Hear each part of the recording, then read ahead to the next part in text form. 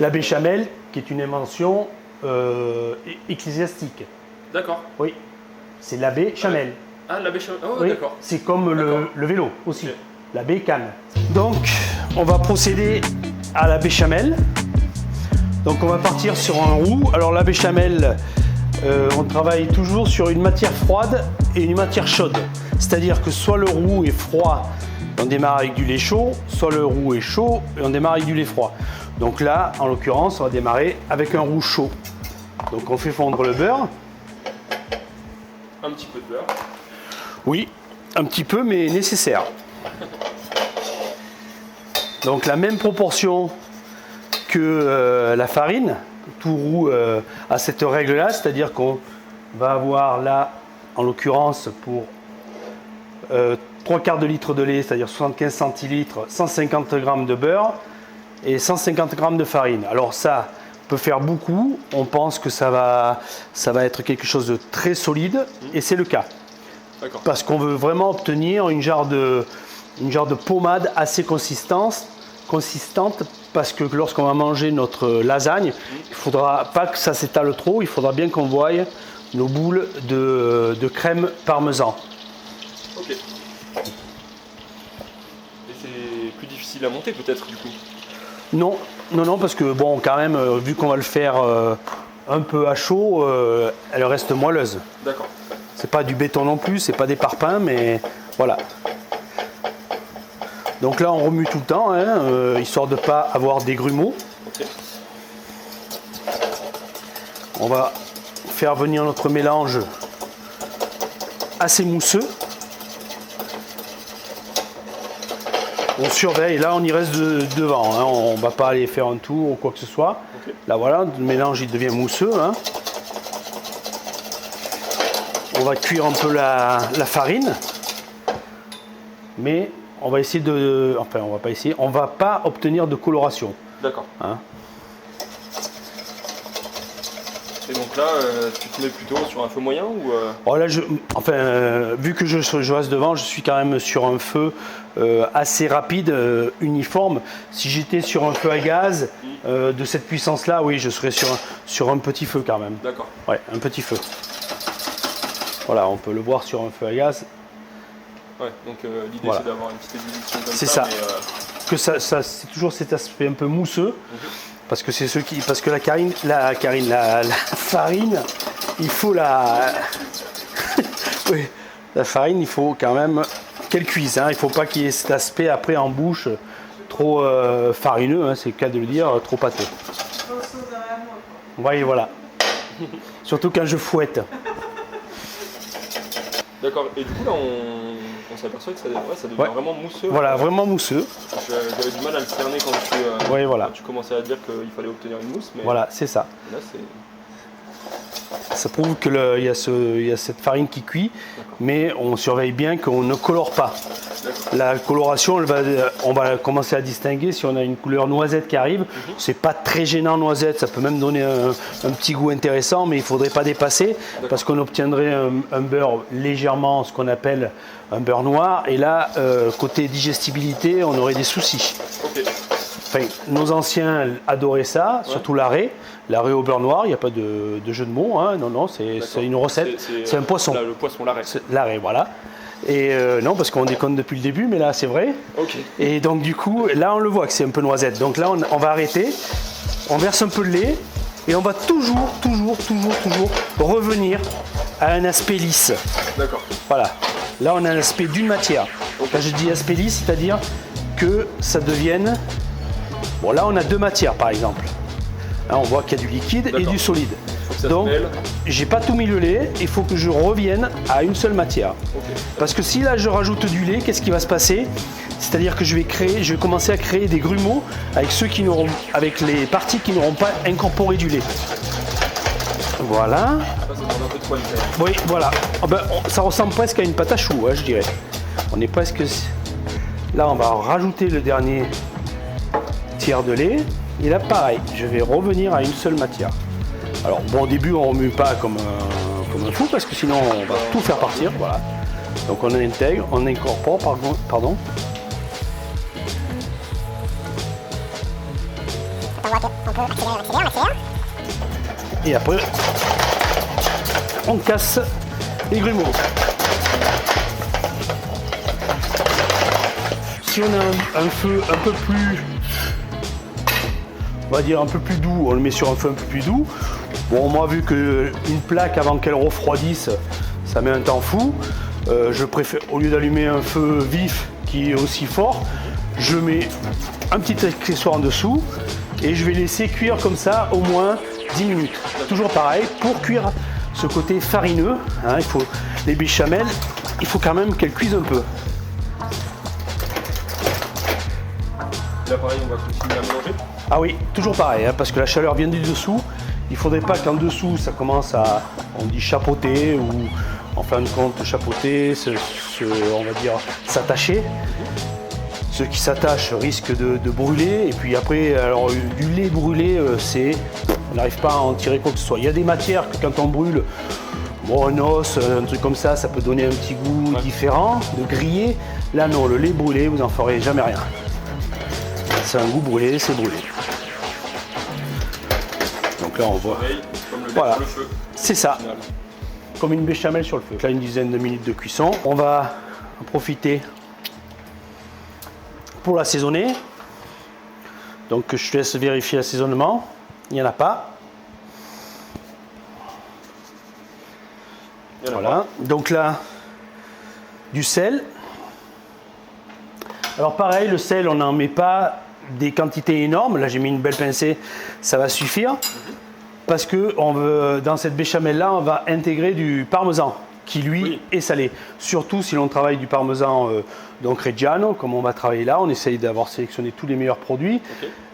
Et 24 mois, donc encore plus salé qu'un 12 mois, bien sûr. 24 mois, il y a encore moins d'eau.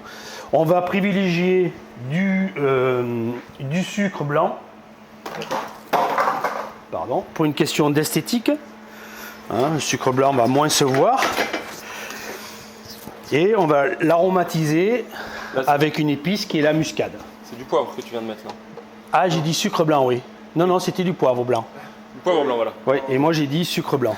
Et oui. Et là, de la muscade, qui elle a qu'une seule couleur. Mais l'apprenti veille au grain. Oui.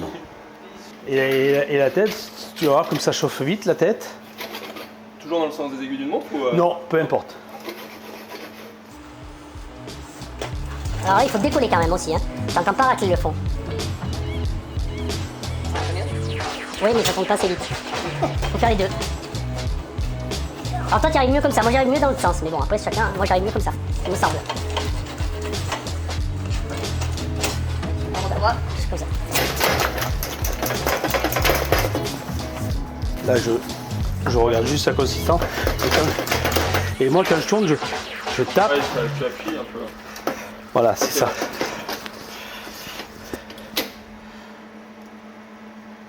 Voilà, une belle onctuosité, hein. On va se dire que ça va. D'accord. On va incorporer de la mascarpone qui va amener donc du gras. Là pareil, on essaie de choisir une mascarpone de bonne qualité. Là on est sur une mascarpone qui contient 42 grammes de 40% de matière grasse, hein. Bon, il y a des mascarpones à 20, à 25, mais le prix déjà, enfin le prix, généralement se sent à ce niveau-là, c'est-à-dire que une mascarpone, c'est un peu comme la crème, plus c'est gras, plus c'est cher. Mais meilleur c'est. C'est ça, c'est ça. Pas forcément pour le régime, ceci dit. Non, mais bon. Et ensuite, le parmesan. Et là qu'on a râpé au préalable.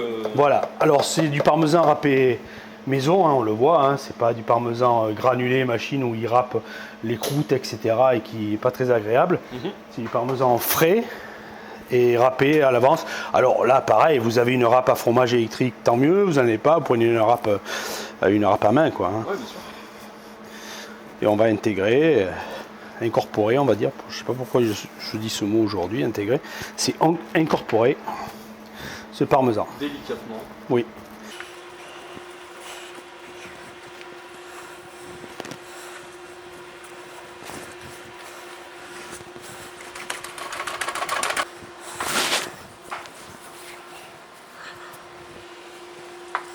Fais vite les poignets avec ça.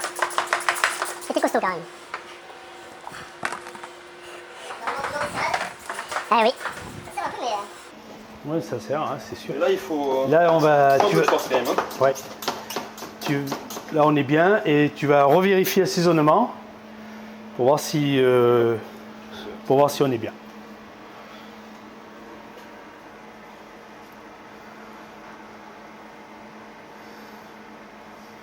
Pour moi, on est bien. Ouais. Très bien. Voilà, donc on a les 3 composants qui est la bolognaise, la sauce tomate et la crème mascarpone au parmesan. On va passer au montage de la lasagne. Donc on va passer la sauce tomate. Pour ça, on enlève le bouquet garni, on enlève le petit morceau de couenne de la guanciale qu'on a mis dedans pour aromatiser et pour avoir bonne conscience qu'on ne l'ait pas jeté pour rien. On peut, si elle est cuite à souhait, on peut la manger, ceux qui aiment la couenne. Moi j'aime beaucoup ça, dans une salade, on peut manger de la couenne comme ça. La garder pour une autre préparation. Par exemple, c'est très bon couper en petits morceaux dans un cassoulet, la couenne. Voilà, donc il y a des tas de choses à faire, il ne faut pas systématiquement jeter les choses. On peut également la donner à Hulk. À Hulk, qui est mon chien. Ou à Raoul, qui est le tien. Voilà. D'ailleurs, c'est ce que je ferai. Quoi qu'il y a pas mal de tomates dessus, sachant que la tomate, c'est toxique pour les chiens. Ah. Et oui. C'était la petite minute. Non, mais c'est important. 40 millions d'amis. Je savais pas, on croit que les chiens peuvent tout manger, mais non. Exactement. C'est ce que des fois on dit, bah, je comprends pas. Il est mort. Il est mort. Il est mort. Je sais pas ce qui s'est Comment passé. le poêlon s'est pas arrêté. Là, on est sur le passage de la sauce tomate. Je vais te laisser faire. Ok. Donc, ce qu'on fait, on prend une louche. Presse purée classique, hein, peu importe la taille. Plus c'est gros, plus ça passe vite, mais après, ça passe toujours. On fait des tours. Pour décoller ce qui se colle contre la grille, on va en sens inverse et on repart. Hop, et on repart. Et on repart. Voilà. Magnifique. Alors, je vais peut-être te donner un coup de main. Vas-y, vas-y. Tu es sûr de pas te cogner là-bas? Ça passe, c'est pas ce côté-là que ça passe. C'est comme ça que ça passe. Ah. Voilà, là ça passe, et là ça décolle pour... Voilà, là tu décolles une fois, voilà. Et là quand tu bouches un tour, voilà. Tu vois, ça passe beaucoup plus vite. Ça attention. Vite, effectivement.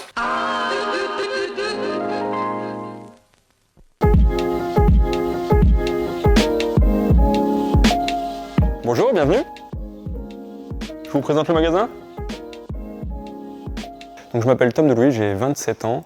Je suis le gérant du magasin Espace Montagne dans lequel on se trouve aujourd'hui au 63 avenue du Châtelet à Francheville. Grand passionné d'outdoor et du coup gérant de ce beau magasin qui a été fondé par mon père en 1982 et qui est co-géré par mon père et ma mère depuis maintenant 35 ans. Voilà, donc un magasin qui est spécialisé dans le commerce de détail d'articles de sport liés à la pratique des sports outdoor.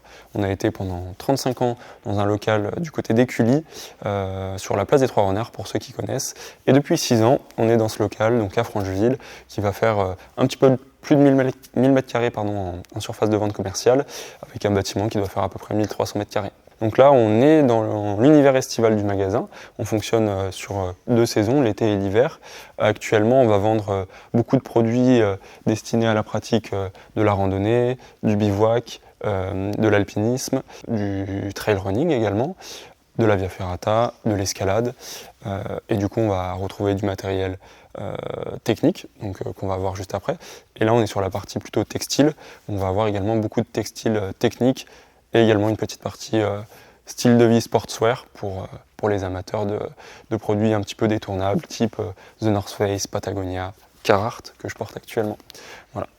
Et du coup là on arrive sur la partie plutôt matérielle, avec ici nos chaussures du coup de randonnée, chaussures d'alpinisme, chaussures de trekking, donc un petit peu plus montantes, des chaussures de trail running également. On va faire également tout le matériel de bivouac, donc des tentes, des matelas, des réchauds, enfin vraiment tout ce qui va autour du bivouac, de l'alimentation lyophilisée, donc vraiment assez technique. Tout ce qui va être également bâton pour la randonnée, le trail, la marche nordique également. Et on va vendre également beaucoup de sacs à dos.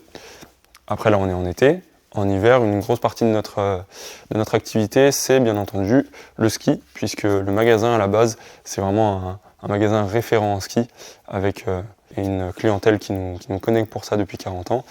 Et on s'est vraiment développé sur la partie 100% outdoor depuis le déménagement au 63 avenue du Châter, donc depuis maintenant 6 ans. Si on remonte au début, c'est mon père qui est un grand passionné de montagne, donc il a fait beaucoup d'alpinisme depuis qu'il a 20 ans à peu près, donc depuis plus de 40 ans aujourd'hui, beaucoup de ski également, et en fait il s'est vite pris de passion pour la montagne, il a fait également beaucoup d'escalade, et il a travaillé aux États-Unis pendant un certain moment, et notamment vers le lac Tahoe, où il a travaillé à Tahoe Ski Center. Et c'est de là qu'est venue un petit peu l'idée de monter un magasin de sport, et notamment un magasin dédié au sport de montagne. Donc à la base, le ski et l'alpinisme. Et ça, c'est quand il avait quel âge? Et là, il avait 27 ans, donc comme moi aujourd'hui, donc la boucle est bouclée. La boucle est bouclée. Exactement. Quand il avait 25 ans, il est parti vivre aux États-Unis pendant à peu près 2 ans, même 24 ans je crois. Il est parti vivre 2 ans aux États-Unis, donc il était dans la région de la Californie. Il a beaucoup vadrouillé entre San Francisco et le lac Tahoe. Et du coup, il a eu pas mal d'emplois autour du monde du ski, du monde de l'outdoor. Et c'est vraiment ça qui lui a donné un petit peu la passion. À côté de ça, il grimpait beaucoup. Il a fait notamment pas mal de faces, de grandes voies dans le Yosemite, un petit peu dans tous les lieux mythiques du coin. Puis après, il est parti en Amérique latine, où il a continué un petit peu son périple alpinisme-escalade. Donc il est rentré d'Amérique latine et du coup, il s'est mis en tête d'ouvrir son magasin. Donc il est rentré à peu près en février-mars 1982. Et le magasin a ouvert ses portes en novembre 1982. Donc il fêtera ses 41 ans en novembre. Et Cyril, c'est une histoire entre guillemets assez simple, puisqu'en fait, je crois que Bertrand Miquelon était un client des premières heures de Fleur de Sel, donc le premier restaurant, si je ne me trompe pas, de Cyril Nittard. Et en fait, c'est un des meilleurs amis de mon père, et du coup, il en faisait une pub assez systématique, et forcément, par la force des choses, on a été obligé de s'y rendre un jour. Et quand il a monté du coup l'atelier boutique rue Béchevelin, tout de suite ça a été moi une découverte, parce que j'étais un petit peu plus âgé et j'avais vraiment développé ce goût de la bonne cuisine. Et forcément, quand mon père me ramenait des plats de chez Cyril, j'étais le plus heureux du monde. Donc c'est un petit peu à partir de ce moment-là que moi j'ai commencé vraiment à connaître Cyril et Karine. Et depuis, je passe aussi souvent que possible, même si je ne suis pas tout à fait à côté, parce que entre Francheville et Lyon, il y a parfois pas mal de circulation, mais même le midi, on essaie de venir, parce que voilà, la culture de la bonne bouffe, quoi. Moi, j'ai commencé à cuisiner assez tôt. En fait, mes parents, ils travaillaient au magasin, et le samedi, c'est vraiment le jour des commerçants. Donc le jour des commerçants, ça veut dire qu'ils n'étaient pas forcément à la maison. Et avec ma sœur, on aimait bien manger. Et quand on aime bien manger et que les parents sont pas là et qu'on a 11-12 ans pour moi et 13-14 pour ma sœur, on se fait à manger. Et du coup, on s'est un petit peu mis là-dedans comme ça. On a commencé à beaucoup cuisiner les samedis, et tout de suite, ça a pris. On se challengeait un petit peu sur des plats, et depuis ce jour, moi, je cuisine quasiment tous les jours. Merci beaucoup. Avec plaisir. Tu as un petit mot à ajouter Ça fera un petit peu spot publicitaire, mais personnellement, sur la région de Lyon, en tout cas celle que je connais très bien, Cyril Nittard, c'est clairement l'endroit où, déjà au niveau rapport qualité-prix, on mange le mieux, et peut-être même que sur certains produits qu'ils maîtrisent à la perfection, les pâtes et croûtes, les lasagnes qu'on a fait ensemble, et tout un tas d'autres produits, le croque-monsieur qui est sublime, c'est sûrement en tout cas du très haut vol dans la cuisine de Lyon, donc allez le découvrir parce que ça vaut le coup. Donc dans un premier temps, on va dégraisser la bolognaise, parce que quand même ça rend beaucoup de gras, cette guanciale. Donc on va quand même pas s'infliger de manger tout ce gras, vu qu'on a la possibilité de la dégraisser. Et donc le gras, il reviendra forcément en surface comme ça, ou alors, il y a une opération à faire Non, il ne reviendrait pas en surface, parce que les pâtes vont quand même en boire pas mal. Mais bon, le sachant, autant en enlever, parce que ça va en recracher encore. Hein. Donc voilà, on a enlevé le plus gros. Donc le montage, on va être sur une couche, tout d'abord, de tomates. Alors cette couche-là, elle est, on va dire entre guillemets, neutre, car c'est la couche qui va permettre à ce que les pâtes n'attachent pas trop sur le fond. Et donc on beurre pas le plat. Hein. Non, il y a la tomate qui est là. On a vu qu'on avait mis de l'huile d'olive dedans. On va pas recharger en gras. Hein. Bien sûr, bien sûr. Voilà. Ensuite, on prend des pâtes à lasagne. Alors les pâtes à lasagne, il y en a de toutes sortes. Celles-ci sont aussi d'une marque un peu choisie. On voit dans la texture, elles sont solides. Ça reste des pâtes aux œufs, mais quand même, il faut quand même choisir des bonnes pâtes à lasagne. Celles-là, elles vont rester quand même un peu plus fermes et elles vont demander une cuisson un peu plus longue. Donc on les répartit un peu de partout dans le plat. On n'a pas peur de les casser. Hein. Et donc on les fait pas cuire avant celle-là? Non. Jamais ou Généralement, quand on achète des pâtes à lasagne, on les fait jamais cuire avant. D'accord. Jamais. On va faire une première couche bolognaise. Donc comme je le disais, hein, c'est là qu'on va voir pourquoi j'ai fait autant de sauce. Là, je fais une couche 100% bolognaise, hein, qui va être la couche de viande, la couche de ragoût. Donc une couche assez corsée, hein, de par sa cuisson, ses composants. Ça commence à mettre l'eau à la bouche. Oui. Ah, c'est très très goûteux, hein, la lasagne. Ça reste un plat aimé par un maximum de gens. Donc là, on va de nouveau, en faisant une légère pression, remettre de la pâte. Et là, on va faire une couche essentiellement de sauce tomate. Voilà.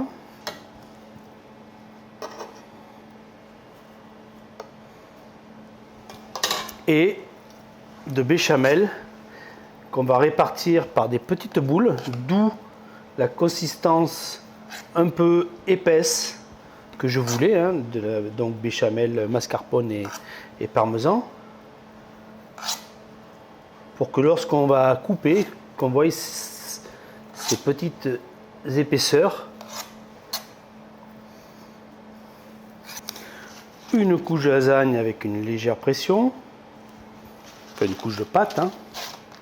Selon que la lasagne, ça reste le plat fini.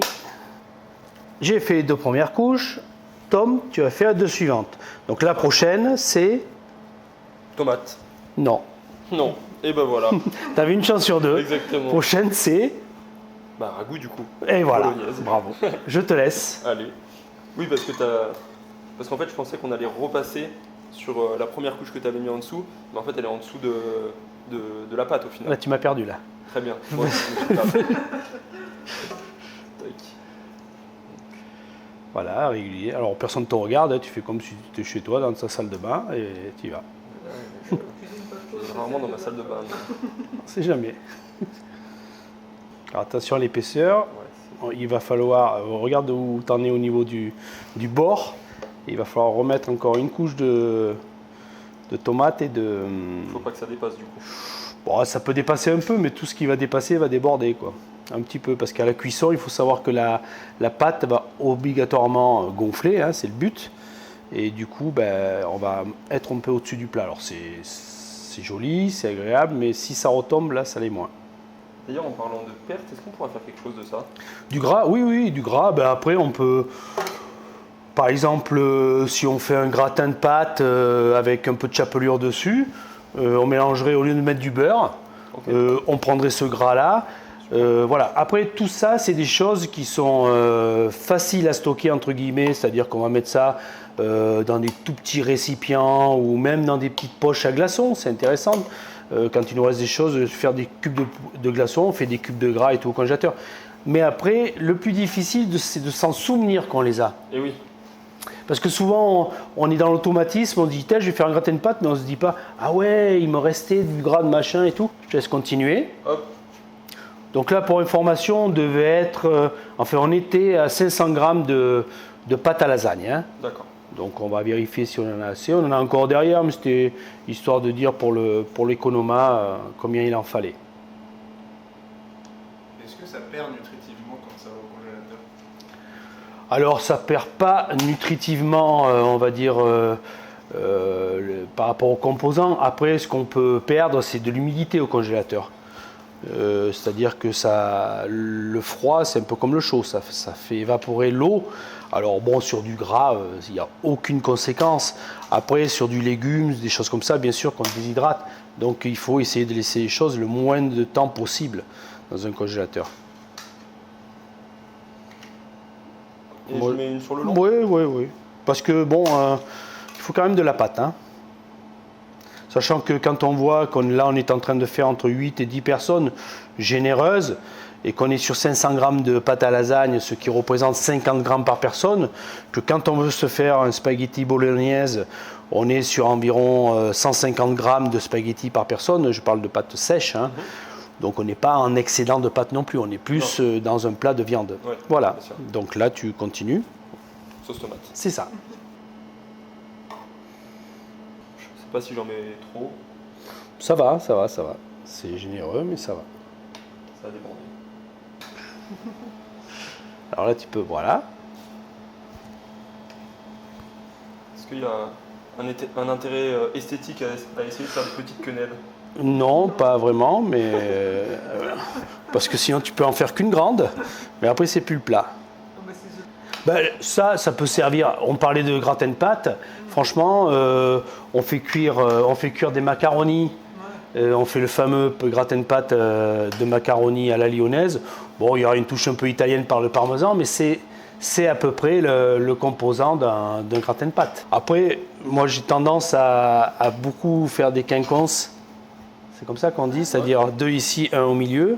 Ah d'accord. Que toi tu es plus dans le rangement. Mais c'est bien, c'est là qu'on voit le caractère. C'est un peu comme ça t'aime les choses carrées quoi. Je suis parti sur une belle grille moi. Non mais fais ta grille. Savoir si t'es quinconce ou carré. C'est comme la graphologie. Ouais. Béchamélogie.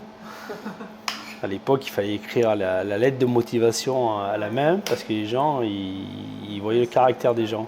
Ah oui. Même ça, on a éliminé pour pas faire de dénigrement. Ou alors c'est que les gens ne savent plus écrire, donc on ne sait pas qu'est-ce qu'ils écrivent. Je pense qu'il y avait surtout effectivement un challenge au niveau du déchiffrement de la lettre de motivation pour certains. C'est ça. Et l'informatique fait bien le travail après tout. Hein. Ouais, mais c'était bien. Moi, Moi, j'ai la fameuse fois où j'ai envoyé le plus grand nombre de lettres de motivation et CV de ma vie. J'en ai envoyé 175 à tous les meilleurs restaurants de France. D'accord. Parce que je voulais rentrer dans un étoile Michelin. Quelqu'un de motivé toi? Et ouais, c'était juste après l'armée. Et du coup, toutes mes lettres de motivation, je les avais fait à la main. Ça se faisait à la main à l'époque. En fait, tu avais dévalisé la pharmacie pour acheter du baume du tigre pour soigner tes tendinites au poignet. J'avais fait des photos chez un photographe avec ma toque et tout, comme ça. Comme ça. Voilà, donc là, on finit quand même avec De la pâte. Hop.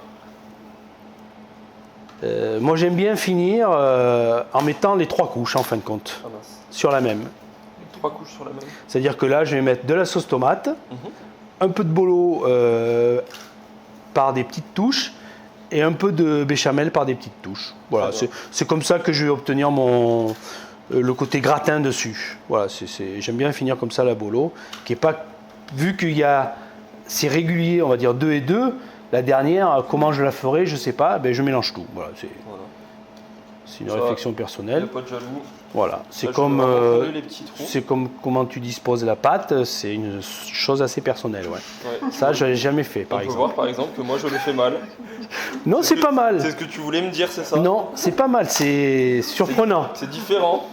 C'est Hop. surprenant. Ouais, mais en fait je la casse mal donc ça me met dans la panade. Si tu veux. Ouais. Effectivement, je la casse mal. Oui. On sait pas bien c'est comme les puzzles, on ne sait pas ce que ça donne à la fin. Enfin, on sait qu'à la fin ce que ça donne, pardon. Voilà, c'est compliqué. Hein. Ouais, là je crois que... Mais on était bien avec nos 500 grammes quand même. Oui. Effectivement. Hop. Mais pour te rassurer, ça se verra pas. Hein. Oui, j'espère, ouais. Non, ça se verra pas. Effectivement. Des fois, il y a un petit coin. Regarde. Non. Toc, peut-être. Non. Ça va être ici. Au niveau dans l'os. Ouais, C'est assez... Ouais. Là, il n'y a pas de gaspillage. Hein. Voilà. Voilà. Et donc, là, on remet. Oui, mais là, c'est vraiment lustrage, on va dire. Hein. On n'est pas sur des couches. D'accord. On histoire que la pâte baisse. Voilà, imbibée, ne pas sécher. Mais on est vraiment sur du lustrage.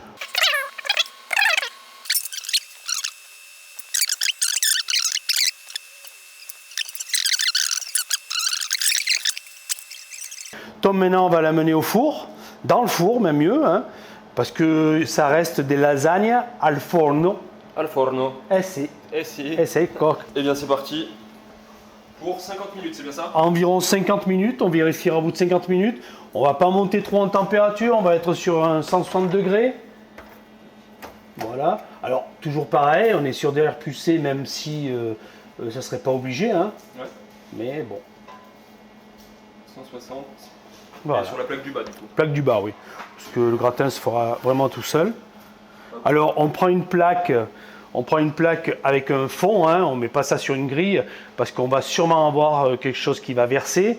Et du coup, ben, c'est dommage après de devoir laver son four comme un malade. Donc voilà. Allez, Laver la plaque. à tout à l'heure, dans 50 minutes. Bon, la lasagne est cuite. On s'est changé. On va passer à table. Exactement, ça a l'air délicieux. C'était du travail, mais je crois que le jeu en valait La chandelle. la chandelle. On a nos invités qui nous attendent. Oui, les parents de Tom. En plus, Tom, c'est ton anniversaire demain. Exactement. Hein, Donc, donc c'est ça se fête. un cadeau merveilleux. Merci.